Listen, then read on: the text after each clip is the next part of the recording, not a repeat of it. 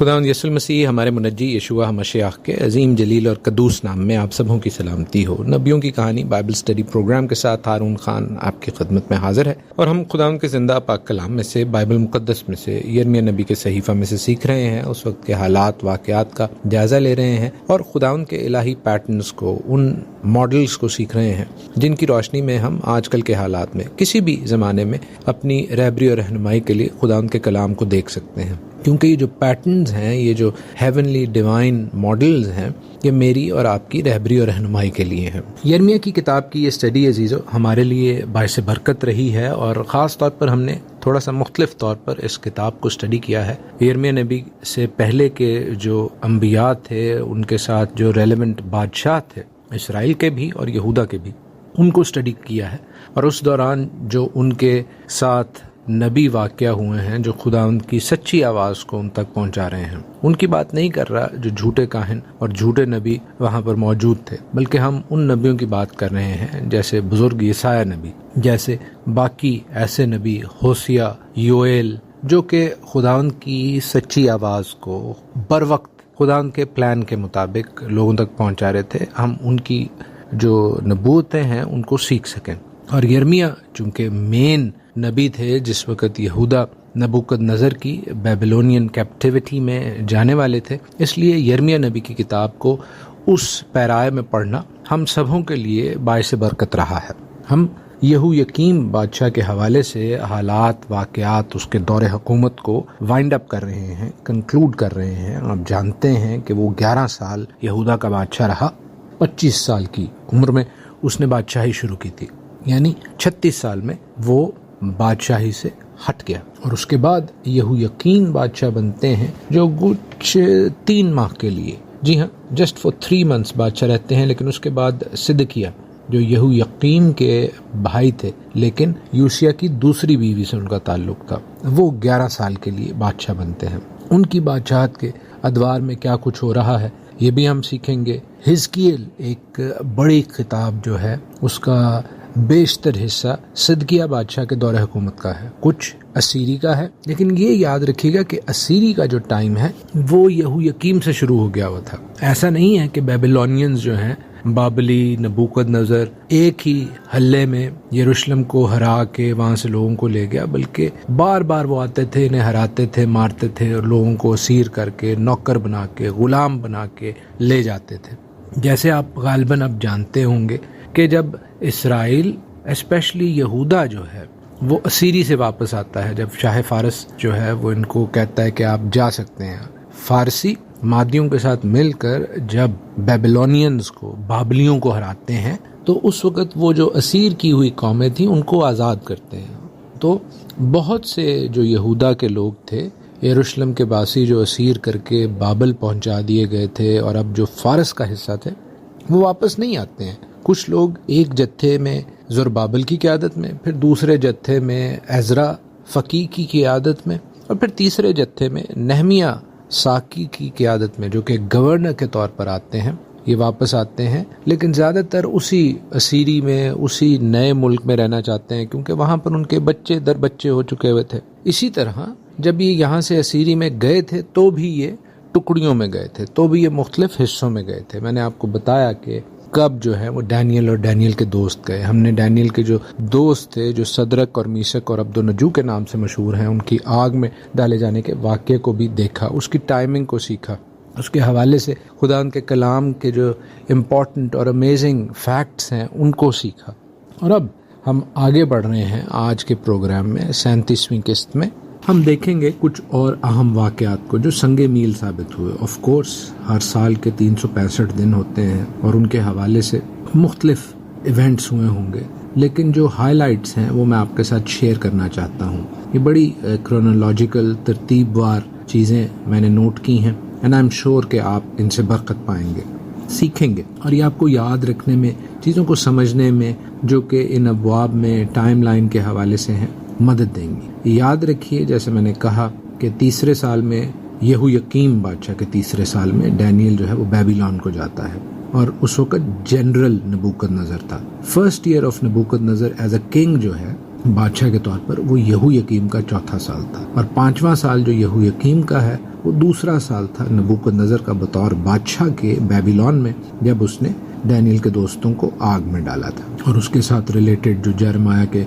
Chapters ہیں وہ 25 ہے، 36 ہے اور 45 ہے۔ میں آپ کو یہ پہلے بتا چکا ہوں، پھر بھی یاد دہانی کے طور پر ابھی بھی بتا رہا ہوں۔ تو جو 10واں سال تھا یہویقیم بادشاہ کا، وہ 7واں سال تھا بابل کے بادشاہ نبوکدنضر کا، اور اس ٹائم میں جو مردکی کا گھرانہ ہے وہ اسیر بنا کے لے جایا جاتا ہے۔ تقریباً خیال یہ کیا جاتا ہے کہ 3000 سے اوپر لوگ اسیر کر کے لے گئے تھے۔ 8ویں سال میں جو کہ 11واں سال ہے یہویقیم کا، 8th ایئر نبوکدنضر کا اور 11th ایئر یہویقیم کا، اس میں 10,000 لوگ جو ہیں 10,000 پیپل ور ہولڈ انٹو بیبیلون، وہ بابل میں لے گیا تھا۔ اس کے بعد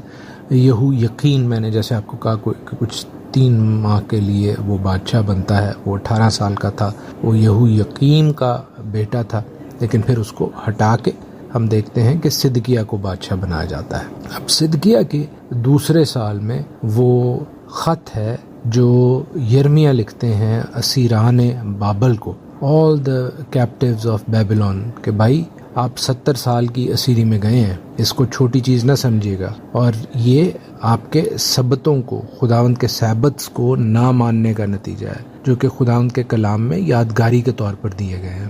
خداوند کی بلیسنگ کے طور پر دیے گئے ہیں۔ اب اس کے تناظر میں عزیزو آپ دیکھ سکتے ہیں کہ جن جن ممالک میں آپ رہتے ہیں وہاں پر بے شک اپنے لاز ہوں، لیکن جو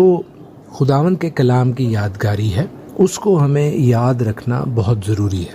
کیونکہ بے شک ہم اسرائیل میں نہیں رہتے، بے شک ہم شریعت ماننے والے شاید ممالک میں بھی نہ رہتے ہوں، لیکن اب ہم یہ بہانہ بنا کر، یہ ایکسکیوز بنا کر خداوند کی شریعت کو پس پشت ڈال دیں، خداوند کے کلام کو پس پشت ڈال دیں، تو یہ ایک لیم ایکسکیوز ہوگا، ایک بیجا بہانہ ہوگا۔ ہم اپنے طور پر خداوند کے کلام کو ضرور یاد رکھ سکتے ہیں، کیونکہ خداوند خود بھی لا تبدیل ہے، ان کا کلام بھی لا تبدیل ہے۔ شاید ہمیں خداوند کے احکام کو اس طرح آبزرو کرتے ہوئے، مانتے ہوئے مشکل ہو، پرابلمز ہوں، لیکن ان کی یادگاری کرنا بہت ضروری ہے۔ اپنے بچوں کو، اپنی اولاد کو ان کے بارے میں بتانا بہت ضروری ہے، کیونکہ ہم سب کی آرزو یہی ہوتی ہے کہ ہم نئے یروشلم میں جائیں۔ تو یروشلم میں تو خداوند کے کلام کی بات ہوگی۔ اگر آپ خداوند کے کلام سے ابھی نا واقف رہنا چاہتے ہیں اور اس کے حوالے سے مختلف ہیلے، بہانے، ایکسکیوزز تلاش کرتے ہیں، تو پھر are you really serious about going to New Jerusalem? Are you really serious about the God of the Bible? کیونکہ جو گاڈ آف دا بائبل ہے، بائبل کا جو خدا ہے، وہ اپنے کلام کے حوالے سے، اپنی شریعت کے حوالے سے بہت سیریس ہے۔ وہ اس کو کوئی مذاق کی چیز نہیں سمجھتے، وہ اس کو کوئی پس پشت ڈالنے والی چیز نہیں سمجھتے، بلکہ جو اسے پس پشت ڈالتے ہیں اور ان کے لوگ کہلاتے ہیں۔ غیر قوموں کی بات نہیں ہو رہی ہے، غیر قوموں کو ان کے اعمال کے حوالے سے جج کیا جائے گا، لیکن خداوند کے لوگوں کو خداوند کی فرما برداری یا نافرمانی کے بیسک تناظر میں جج کیا جائے گا کہ آپ پر فضل ہوا، آپ کو خداوند نے اپنا بنایا، آپ پر رحم کیا، آپ کو معاف کیا، آپ کا کفارہ دیا، آپ کا فدیہ دیا۔ آپ کیا خداوند کی اس بخشش کو، خداوند کے اس فضل کو قبول کرنے کے اہل ہیں یا نہیں ہیں؟ That is only going to happen through your obedience to his voice۔ سوچیں کہ اگر آپ اپنے کسی بچے کو، خاندان کے کسی فرد کو بلیس کریں، برکت بخشیں، اور وہ آپ کا ناشکر گزار ہو، آپ کی آواز کا شنوا نہ ہو، آپ کی نافرمانی کرے، بلکہ آپ کو کہے کہ جو کچھ کرنا ہے وہ تو ہی کرے گا، میں تو صرف تیرے دیے ہوئے میں سے یاشی کروں گا، تو یہ بڑی illogical بات لگتی ہے، غیر منطقی بات لگتی ہے۔ خیر، ہم صدقیہ بادشاہ کے دور حکومت کے کچھ اہم سنگ میل کو بھی آپ کے ساتھ شیئر کر لیں، اور پھر ہم باقاعدہ اسٹڈی بھی کریں گے، کیونکہ صدقیہ بادشاہ کے، جیسے میں نے کہا، دوسرے سال میں یرمیہ وہ مشہور زمانہ خط لکھتے ہیں، اس کے چوتھے سال میں صدقیہ جو ہے وہ بیبیلون جاتے ہیں ایک شخص کے ساتھ، ایک ٹرانسلیٹر کے ساتھ، انٹرپریٹر سرایا کے ساتھ۔ 5واں جو سال ہے صدقیہ بادشاہ کا، اس میں ایزیکیل جو ہے وہ نبوت شروع کرتے ہیں، پہلا باب، اور پیشتر اس کے کہ 6th ایئر صدقیہ کا سٹارٹ ہو، تو اس وقت ہم دیکھتے ہیں کہ خداوند یہوہ خدا ایزیکیل کو وہ رویا دکھاتے ہیں جو ایزیکیل 8 میں مینشن ہے کہ کس طرح لوگ جو ہیں وہ غیر خداؤں کو مان رہے ہیں. میرے ساتھ وہ ریفرنس پڑھ ہی لیجئے تاکہ ہمیں پتہ چلے کہ اس کے بعد جو خداوند کی گلوری تھی، خداوند کا جو فضل تھا، خداوند کا جو نور تھا، وہ ہیکل سے دور ہو گیا تھا. کیونکہ خداوند ایزیکیل کو دکھاتے ہیں کہ کس طرح وہاں پر عورتیں بیٹھی ہوئی، ہیکل میں عورتیں بیٹھی ہوئی تموز کے لیے، غیر خدا کے لیے. جو غیر خدا ہیں دیر آر آل ڈیولز، ان کے لیے وہ نوحہ کر رہی ہیں، اور خداوند کہہ رہے ہیں یہ ابومینیشن ہے، یہ مکروہات ہیں. تو اس کے بعد خداوند کی جو بخشش ہے، خداوند کا جو فضل ہے، خداوند کا جو نور ہے، جو گلوری ہے، وہ ہیکل سے دور ہو جاتی ہے. اور صدقیہ بادشاہ کا 10واں 11واں سال تھا جب ہیکل کو جو ہے وہ تباہ کر دیا جاتا ہے بیبلونینز کی جانب سے. 10واں سال جو ہے وہ 18واں سال تھا نبوکد نظر کا. 10th year of Zedekiah was 18th year of نبوکد نظر. تو اس وقت بھی وہ آتا ہے اور بہت سے لوگوں کو سیر بھی کر کے لے جاتا ہے اور ہیکل کو بھی جلا کے تباہ برباد کر کے چلا جاتا ہے. تو یہ کچھ اہم باتیں تھیں. ایزیکیل کا وہ ریفرنس میں آپ کو دیتا چلتا ہوں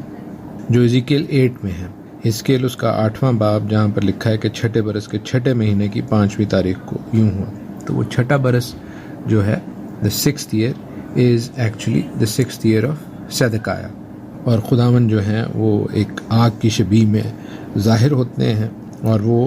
لے کر جاتے ہیں یروشلم میں جو بت پرستی ہو رہی ہے، دوسرے خداؤں، دوسرے معبودوں کے حوالے سے بات چیت ہو رہی ہے، اس کے حوالے سے ایزیکیل کو بتاتے ہیں. تو یہویقیم کا جو آخری کچھ ٹائم ہے وہ میں آپ کے ساتھ شیئر کر دیتا ہوں آج کے پروگرام میں، اور پھر ہم آگے بڑھیں گے نیکسٹ پروگرام میں. یہویقیم کے حوالے سے یرمیہ کے 23ویں باب اور اس کی پہلی 4 آیات میں لکھا ہے، جرمیہ 23:1-4 کہ خداوند فرماتا ہے ان چرواہوں پر افسوس جو میری چراگاہ کی بھیڑوں کو ہلاک و پراگندہ کرتے ہیں. اس لیے خداوند اسرائیل کا خدا ان چرواہوں کی مخالفت میں جو میرے لوگوں کی چوپانی کرتے ہیں یوں فرماتا ہے کہ تم نے میرے گلہ کو پراگندہ کیا اور ان کو ہانک کر نکال دیا اور نگہبانی نہیں کی. دیکھو میں تمہارے کاموں کی برائی تم پر لاؤں گا، خداوند فرماتا ہے، پر میں ان کو جو میرے گلہ سے بچ رہے ہیں تمام ممالک سے جہاں جہاں میں نے ان کو ہانک دیا تھا جمع کر لوں گا اور ان کو پھر ان کے گلہ خانہ میں لاؤں گا، اور وہ پھلیں گے اور بڑھیں گے، اور میں ان پر ایسے چوپان مقرر کروں گا جو ان کو چرائیں گے، اور وہ پھر نہ ڈریں گے، نہ گھبرائیں گے، نہ گم ہوں گے. خداوند فرماتا ہے. آمین. آپ دیکھ سکتے ہیں عزیزو، جرمیہ کی کتاب میں کیوں کہتا ہوں کہ آج کل کے حوالے سے موضوع ہے کہ آج کل بھی بیشتر ایسے ہی چرواہے ہیں، ایسے ہی پاسٹر صاحبان ہیں جو قوم کو لوٹنے پر، فلیس کرنے پر زیادہ زور دیتے ہیں، فیڈ کرنے پر، کھلانے پلانے پر، ان کی نگہبانی اور نگہداشت کے حوالے سے بالکل بے بہرا ہیں. اور پھر اگلی کچھ آیات میں بڑی امپورٹنٹ نبوت ہے کہ لکھا ہے، دیکھ وہ دن آتے ہیں، خداوند فرماتا ہے کہ میں داؤد کے لیے ایک صادق شاخ پیدا کروں گا. اب یہ صادق شاخ کون ہے؟ آف کورس خداوند یسوع المسیح ہیں، ہمارے منجی یشوع مسیح ہیں. اور لکھا ہے کہ اس کے ایام میں یہودا نجات پائے گا اور اسرائیل سلامتی سے سکونت کرے گا، اور اس کا نام یہ رکھا جائے گا خداوند ہماری صداقت. اس لیے دیکھو وہ دن آتے ہیں، خداوند فرماتا ہے کہ وہ پھر نہ کہیں گے کہ زندہ خداوند کی قسم جو بنی اسرائیل کو ملک مصر سے نکال لایا، بلکہ زندہ خداوند کی قسم جو اسرائیل کے گھرانے کی اولاد کو شمال کی سرزمین سے اور ان سب مملکتوں سے جہاں جہاں میں نے ان کو ہانک دیا تھا نکال لایا، اور وہ اپنے ملک میں بسیں گے. اب یہ بڑی امپورٹنٹ پروفیسی ہے، یہ کوئی چھوٹی بات نہیں ہے. اگر ہم اس پروفیسی پر غور کریں عزیزو، تو جب وہ ملک مصر سے نکلے تھے تقریباً 20 لاکھ لوگ تھے، 600,000، 6 لاکھ تو صرف مرد تھے. تو عورتوں اور بچوں کو ملا کر ایک محتاط تخمینہ اندازہ یہ لگایا جاتا ہے کہ 2 ملین، 20 لاکھ لوگ تھے. تو 20 لاکھ لوگوں سے بھی زیادہ لوگوں کا اکٹھے ہونا، اسرائیل کا بننا. اکثر لوگ یہ کہتے ہیں کہ ابھی جو اسرائیل 1948 میں 1948 میں بنا ہے یہ وہ خاص کام ہے، یہ وہ نبوت پوری ہوئی ہے. لیکن لوگ آہستہ آہستہ ہیں. اس طرح ایک دم سے 20 لاکھ لوگ، بلکہ اب خداوند کہہ رہے ہیں اس سے بھی زیادہ لوگوں کو میں لاؤں گا، ان کا آنا I think that time is about to come. وہ آنے والا ہے. یا تو یہ جو غیر ممالک میں پھیلے ہوئے یہودی ہیں یا جو اسرائیل سے پیار کرتے ہیں وہ اس طور پر آئیں گے، اس بڑے نمبر کے طور پر آئیں گے، ایک بڑی تعداد کے طور پر آئیں گے کہ وہ پھر نوٹ کرنے والی ہوگی اور وہ اس نبوت کا پورا ہوگا. کیونکہ جب 1948 میں آئے لوگ ہزاروں کی تعداد میں آئے، ابھی بھی لوگ جاتے ہیں جو مختلف ممالک میں ہیں، افریقہ میں ہیں، امریکہ میں ہیں، ایشیا میں ہیں، اسرائیلی پتہ چلتے ہیں وہ جاتے ہیں سینکڑوں کی تعداد میں، تھوڑے تھوڑے کر کے اسرائیل میں ہو رہے ہیں اکٹھے، لیکن لاکھوں کی تعداد میں اکٹھے ہونا اس کا مطلب ہے کہ کوئی ایسی خاص بات بھی ہوگی، واقعہ بھی ہوگا کہ لوگوں کو اسرائیل کی جانب جانا پڑے. تو this is very exciting. I hope you are getting excited by the word of God. خداوند کے کلام سے آپ سیکھ بھی رہے ہیں، جوش بھی آپ کو آ رہا ہے. خداوند آپ کو آج کے پروگرام سے، آج کے کلام سے بہت برکت بخشے. God bless you.